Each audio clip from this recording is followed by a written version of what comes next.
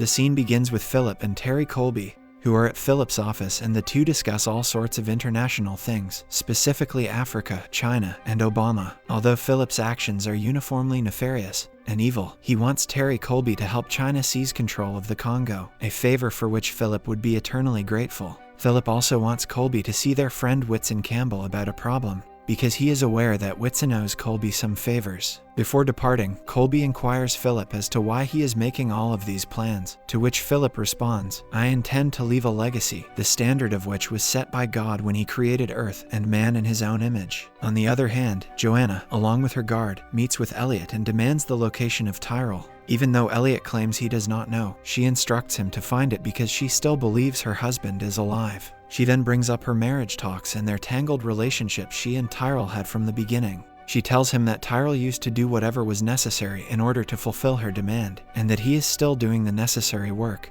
and sending gifts for her as well as their child. She also shows him the phone that she received earlier in a parcel, which she claims her husband sent her, and asks Elliot to locate Tyrell with the help of it. At first, Elliot refuses to assist her because he knows that Tyrell is already dead. However, in any case, she threatens him to do so. In the meantime, Cisco brings a battered and bloodied Vincent, a member of F Society, back to Darlene and forces her to take him to the hospital. However, Darlene refuses to do so because Vincent knows her face, and she cannot take any chances. She thinks of giving him morphine and then talking to him first. Hearing her cold denial, Cisco yells at her, "You want to act like you are on top of the things, but you are not. You are buried way underneath." At Susan's smart house, the investigation is going on and DiPierro is there to learn about the connection to the DC activists. One of the officers informs DiPierro that someone saw a couple of men leaving in a cab, one of whom is Cisco. Following this, DiPierro takes this to her boss, Santiago, and requests permission to arrest Cisco before the Dark Army gets him. When Santiago says they will go to the media, she claims that the Dark Army will not allow one of their own to be identified by law enforcement, and kill Cisco before they arrest him. Back to Elliot, he is out looking for hardware to see how the cops are jamming him up. He also needs to sort out the situation with Joanna. Elliot is in a store when he receives a call on the same phone that Joanna gave her. Upon answering it, Elliot hears someone's heaving breathing and wonders if it could actually be Tyrell. By the time Elliot returns to his apartment with a new set of hardware to track Tyrell's alleged number, his sense of self has all eroded. Mr. Robot appears to have vanished as soon as Joanna's phone rang earlier in the store. Later, Elliot seems to be going through the motions of an NYPD officer, hacking through whatever is in his way in order to try finding out from where the calls originated. During this, Joanna's guard is standing beside Elliot, keeping an eye on his work. Elliot claims that no one in the world uses faxes anymore except for the cops. In the midst of all this, Elliot receives several urgent messages from a person named Claudia Kincaid.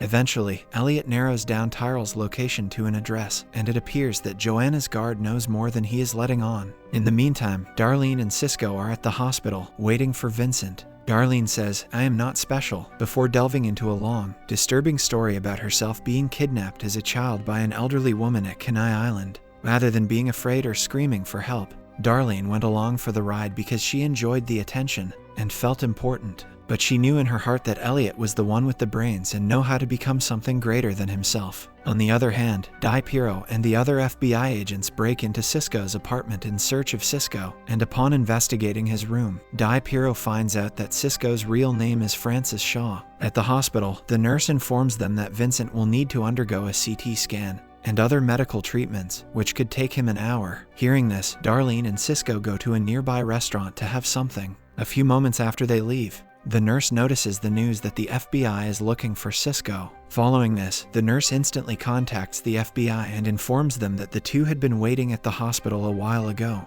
Afterwards on the subway, Elliot meets Angela, who is none other than Claudia Kincaid. Worried, Angela tells him that she is ready to admit what she has done, but she will not expose anyone else. She claims that no matter what they do, they will never be able to win over the FBI. Before Elliot gets off the subway, they kiss. Once he is gone, two unknown people board the train for Angela. A few moments later, DiPierro finds Cisco and Darlene several blocks from the hospital. and calls the rest of the FBI units there. Just as she approaches Cisco and Darlene, a masked gunman gets off a motorcycle and starts to shoot up the place. During the firing, DiPierro wounds the gunman, but he kills himself just as the other FBI unit arrives. In the next scene, Elliot is seen talking to himself, contemplating how people can train themselves to dream lucidly if they repeat a mantra to themselves: mind awake, body asleep. Meanwhile, Joanna's guard, for one more time, shows the location of where the call came from, and it appears that she knows something more about it. Elsewhere, Angela is abducted by two silent people who drive her to an unknown location.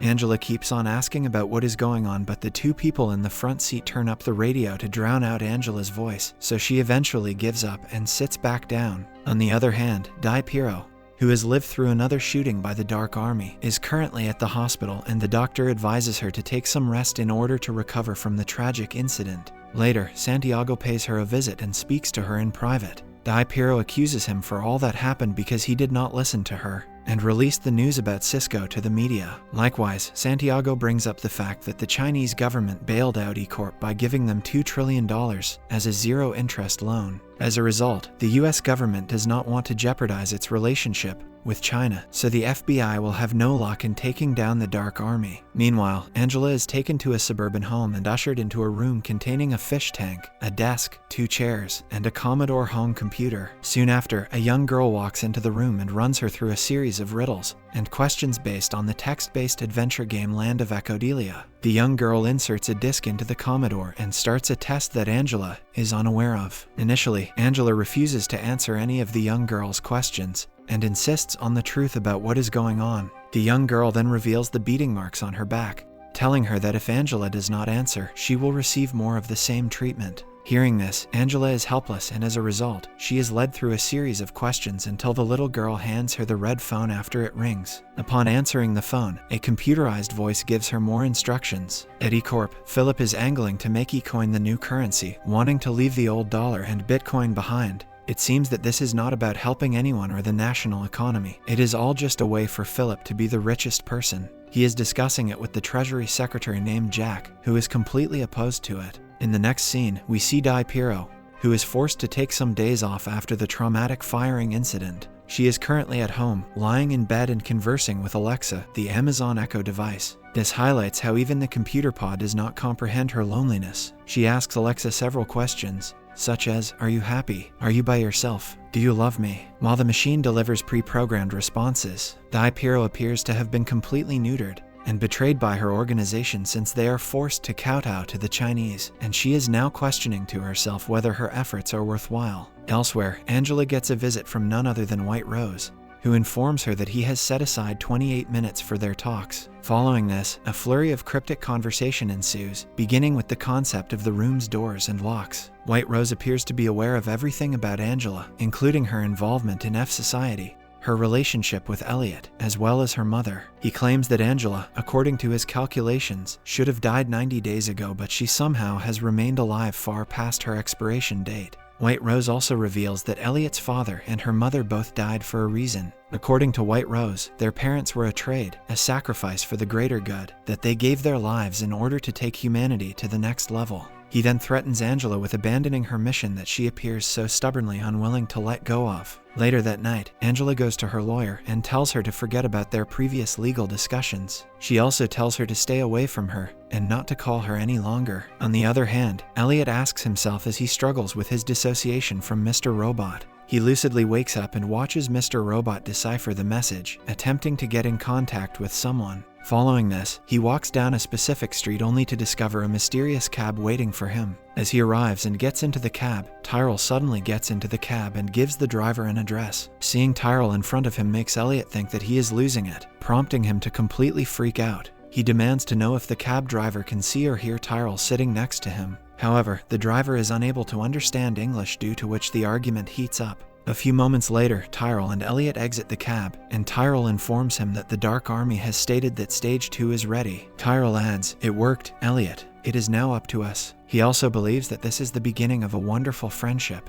Subscribe and hit that like button to help our channel grow. Turn the notifications on so you won't miss any of our new videos. Thanks for watching.